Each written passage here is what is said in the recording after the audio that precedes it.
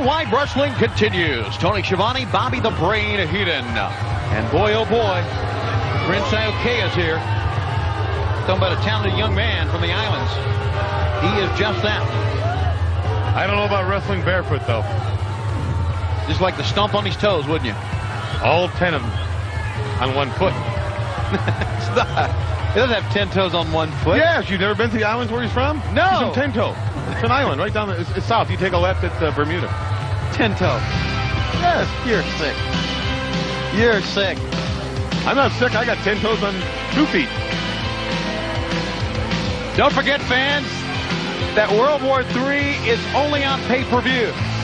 And as we see the entrance here of Chris Jericho could be the man that prevails. The last man left standing, so to speak. You can call your local cable operator. You can call DirecTV. Or you can call Turner Premier for satellite dish owners. But see it, there's only one way to do it. See it exclusively on pay-per-view next Sunday, the 24th of November. The crowd's in love with this Jericho, aren't they? Why not? I mean, the man is multi-talented. Well, he's quick and he's fast. He's got a good physique and he's got long blonde hair that's curly. The women love him. But he's still kind of a punk, you know. Back to the corner they go. Back actually to the ropes. You've been throwing out the punk label very freely here this week. Well, I mean, look at it this way. You call Kidman a punk. You call Brad Armstrong a punk. You call Alex Wright a punk.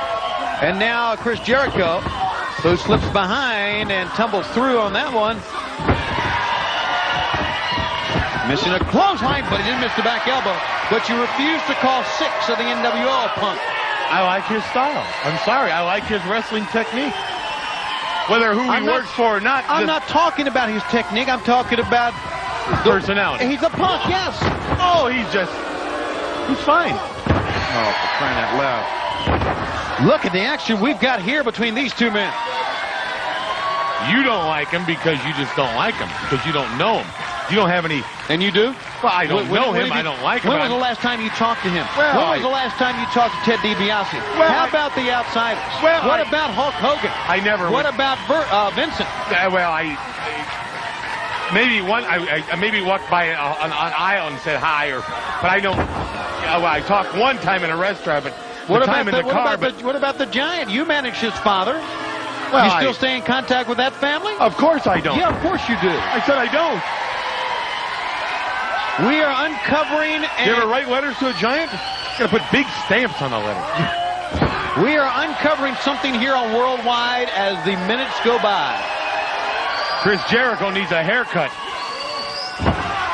Well, there's no doubt about it that he has long hair, but... The girls like it. Of course they do. And his physique, his ability. I tell you, and not only that, Chris Jericho is a fine young man. He really is.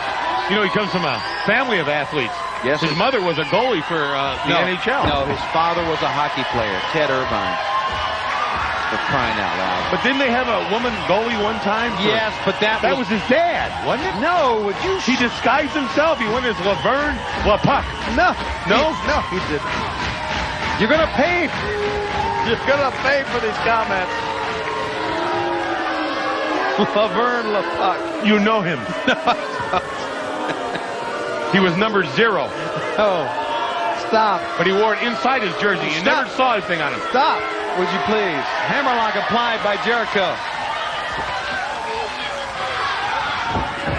And an inside cradle, got a 2 count. Jericho showing that he can fight. He can have the action going quickly, hit the ropes, or he can wrestle on the mat as well. The women love him. I don't understand why. Jumping spin wheel kick. Maybe because he's a good-looking young man. Oh, he's not good looking.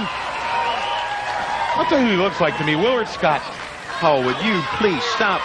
Standing switch applied, drops through. Iaukea gets rolled up. He gets a look at this. Back and forth they go. At the inside of a cheap watch. Oh! But he kicked his jaw off that time. Think how he could kick him if he had shoes on. I don't know.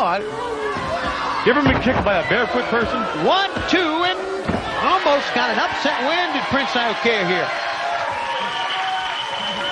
Watch this. Using the top, and Jericho kicks him in the gut. He got him in the lower rib area.